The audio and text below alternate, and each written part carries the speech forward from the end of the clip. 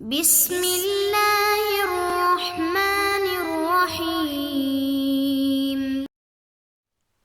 نحمدہ ونصلی علی رسولہ الکریم والحمد للہ رب العالمین باب فی الحث علی سورۃ و آیات مخصوصہ، یعنی مخصوص صورتیں اور مخصوص آیات کے پڑھنے کی ترغیب کا بیان۔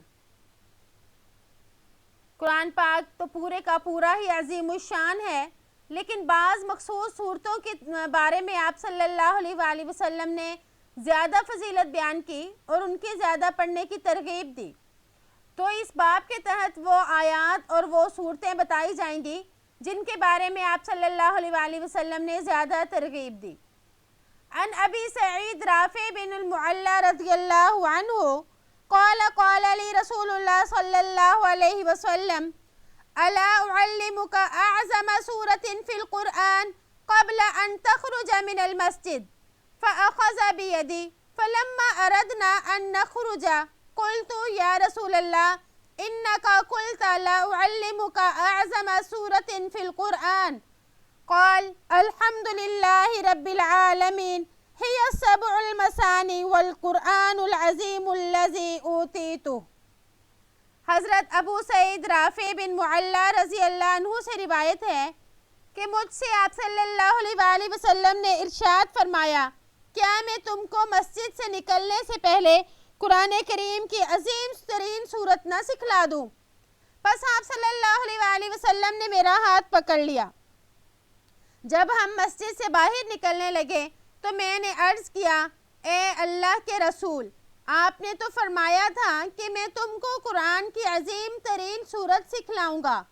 آپ صلی اللہ علیہ وآلہ وسلم نے فرمایا، الحمدللہ رب العالمین، یعنی یہ سبع مثانی یعنی بار بار پڑھی جانے والی صورت ہے اور قرآن عظیم ہے جو مجھے دیا گیا۔ آپ صلی اللہ علیہ وآلہ وسلم نے عظیم ترین صورت یہاں پر سورۃ فاتحہ کو بتایا کہ سورۃ فاتحہ عظیم ترین صورت ہے، اور آپ صلی اللہ علیہ وآلہ وسلم نے اس کے بارے میں فرمایا کہ یہ سبع مثانی ہے۔ تو یہاں پر ایک اشکال ہو گیا کہ آپ صلی اللہ علیہ وآلہ وسلم نے عظیم ترین سورۃ فاتحہ کو کہا اور ایک دوسری روایت میں عظیم سورۃ اخلاص کو بتایا۔ تو اس کا جواب یہ ہے کہ دونوں ہی صورتیں جو ہیں یہ عظیم الشان ہے، یعنی دونوں کو اس کے مضمون کے لحاظ سے اعظم کہا گیا۔ سورۃ فاتحہ اعظم ہے کیونکہ یہ اللہ جل شانہ کی تعریف، دعا اور عبادت پر مشتمل ہے، اور سورۃ اخلاص اس لحاظ سے اعظم ہے کہ اس میں اللہ جل شانہ کی صفات وحدانیت کا بیان ہے۔ تو دونوں ہی صورتیں اپنے اپنے مضمون کے لحاظ سے عظیم الشان ہیں۔ پھر آپ نے فرمایا ہی السبع المثانی والقرآن العظیم، سورۃ فاتحہ کی یہ تعریف بیان کی کہ یہ سبع مثانی اور قرآن عظیم ہے۔ سورۃ فاتحہ کو سبع مثانی کہتے ہیں کیونکہ مثانی مثنا کی جمع ہے، مثنا یعنی دو دو۔ اس سورت کا نزول 2 مرتبہ ہوا، ایک مرتبہ مکہ میں اور دوسری مرتبہ مدینہ میں۔ یا اس کو سبع مثانی اس لیے کہا جاتا ہے کہ یہ نماز میں بار بار دہرائی جاتی ہے، یعنی یہ ہر رکعت میں اس کا اعادہ ہوتا ہے، اس لیے اس کو سبع مثانی فرمایا۔ اور سورۃ فاتحہ کو قرآن عظیم بھی کہا جاتا ہے کیونکہ قرآن مجید کے بنیادی مضامین مبدأ اور معاد ہیں جو سورۃ فاتحہ میں جمع ہیں، گویا کہ یہ تسمیۃ الکل بھی اسم الجز کے قبیل سے ہوا۔ تو اس میں سورۃ فاتحہ کی فضیلت بیان کی گئی کہ سورۃ فاتحہ کس قدر عظیم الشان ہے۔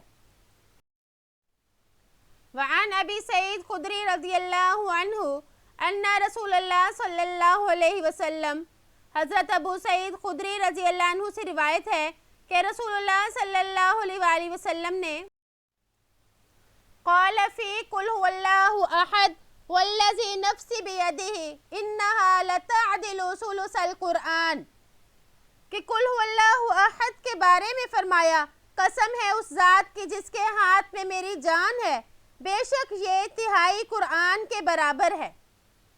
آپ صلی اللہ علیہ وآلہ وسلم نے یہاں سورۃ اخلاص یعنی قل هو اللہ احد والی سورت کی فضیلت بتائی کہ یہ ایک تہائی قرآن کے برابر ہے۔ رواية أن رسول الله صلى الله عليه وسلم قال لأصحابه أيعجز أحدكم أن يقرأ بثلث القرآن في الليلة فشق ذلك عليهم وقالوا أينا يطيق ذلك يا رسول الله فقال قل هو الله أحد اللہ الصمد ثلث القرآن. اور ایک روایت میں ہے کہ رسول اللہ صلی اللہ علیہ وآلہ وسلم نے اپنے صحابہ سے فرمایا کیا تم میں سے کوئی آدمی اس بات سے عاجز ہے کہ رات کو 1/3 قرآن پڑھ لیا کرے؟ یہ بات صحابہ کرام کو دشوار گزری. انہوں نے عرض کیا یا رسول اللہ ہم میں سے کون اس کی طاقت رکھتا ہے؟ تو آپ صلی اللہ علیہ وآلہ وسلم نے فرمایا قل هو اللہ احد اللہ الصمد، یہ 1/3 قرآن کے برابر ہے. سورۃ اخلاص کو ثلث القرآن یعنی 1/3 قرآن کہنے کی علماء نے مختلف توجیحات بیان فرمائیں کہ آپ صلی اللہ علیہ وآلہ وسلم نے اس کو 1/3 قرآن کیوں فرمایا. امام غزالی رحمہ اللہ فرماتے ہیں کہ قرآن مجید کے 3 مضامین اہم ہیں.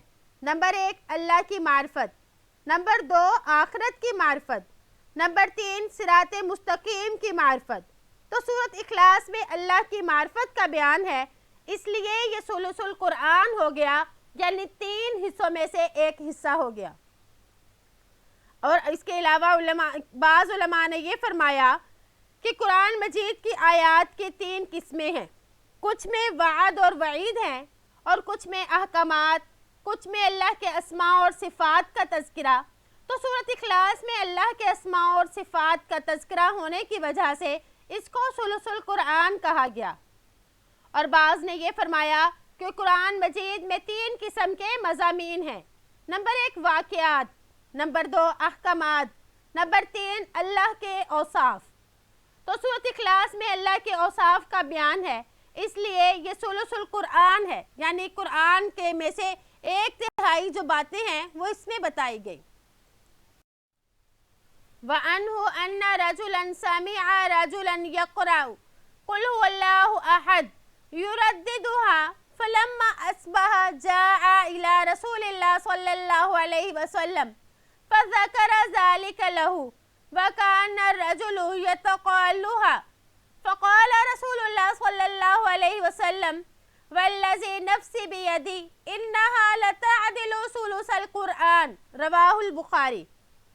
حضرت ابو سعید خدری رضی اللہ عنہ سے روایت ہے کہ ایک شخص نے کسی دوسرے شخص کو قل هو اللہ احد بار بار دہراتے ہوئے سنا.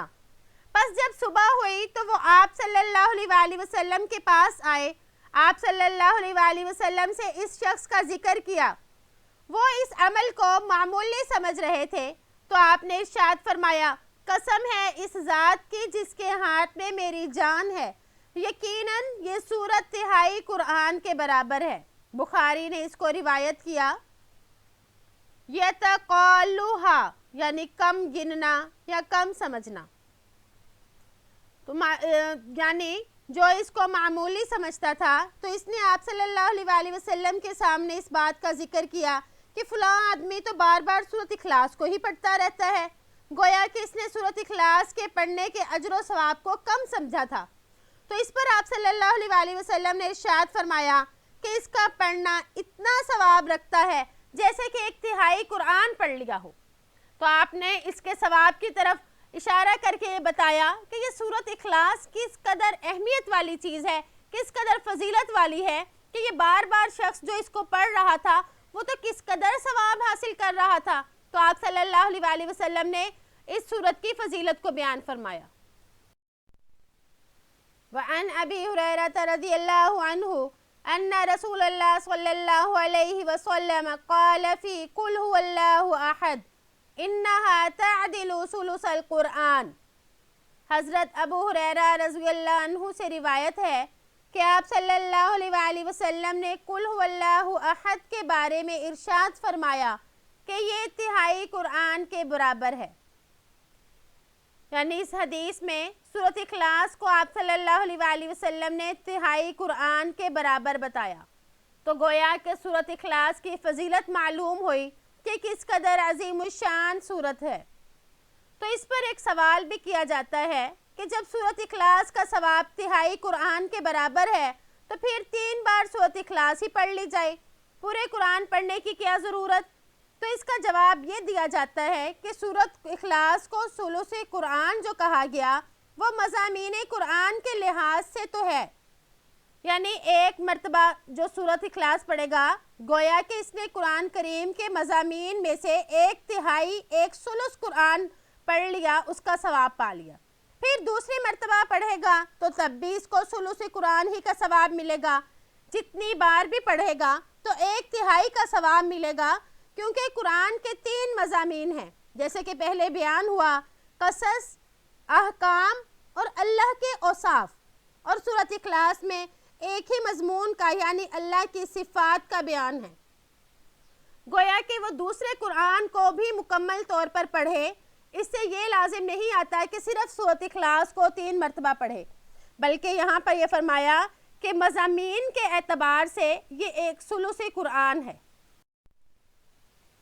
عن انس رضی اللہ عنہ ان رجلا قال یا رسول اللہ انی احب هذه السورة قل هو الله احد قال ان حبها ادخلك الجنة رواہ ترمذی وقال حدیث حسن۔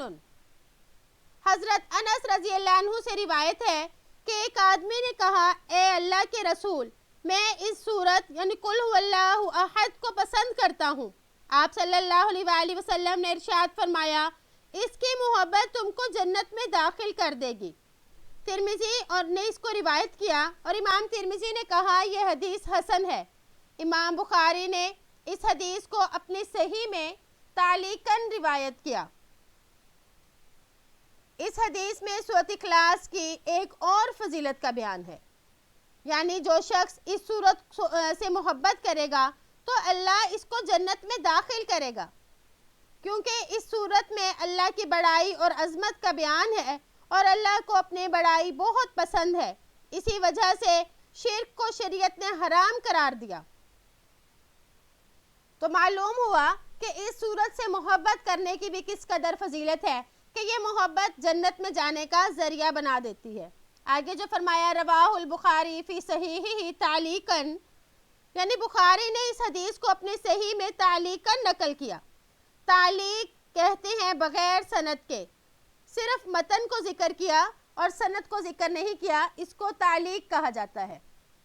تو اس سے بھی سورۃ اخلاص کی اس حدیث سے فضیلت معلوم ہوئی کہ سورۃ اخلاص کس قدر فضیلت والی عظیم الشان سورت ہے کہ اس سے محبت بھی جنت میں جانے کا ذریعہ اور سبب بن جاتی ہے۔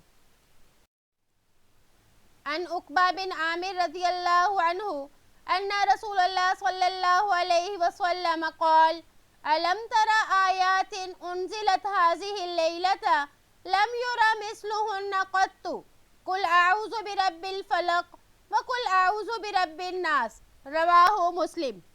حضرت عقبہ بن عامر رضی اللہ عنہ سے روایت ہے کہ آپ صلی اللہ علیہ وآلہ وسلم نے ارشاد فرمایا، کیا تجھے نہیں معلوم کہ کچھ آیات آج کی رات مجھ پر ایسی نازل ہوئی ہیں جن کی مثال کبھی نہیں دیکھی گئی؟ وہ قل اعوذ برب الفلق اور قل اعوذ برب الناس ہیں۔ علم ترى آیات، یعنی کیا تجھے نہیں معلوم کہ کچھ آیات اس رات میں ایسی نازل کی گئی؟ تو علم ترى یہ کلمہ تعجب کے لیے استعمال ہوتا ہے، مطلب یہ کہ کیا تو نے نہیں دیکھا یا تم کو معلوم نہیں ہوا؟ تو مثلہن قط، یعنی اس کے مثل کچھ نہیں، کبھی نہیں نازل ہوئی۔ مطلب یہ کہ ان 2 صورتوں کی طرح کوئی اور صورت نہیں جس میں پوری صورت میں صرف پناہ طلب کرنے کا ہی ذکر ہو۔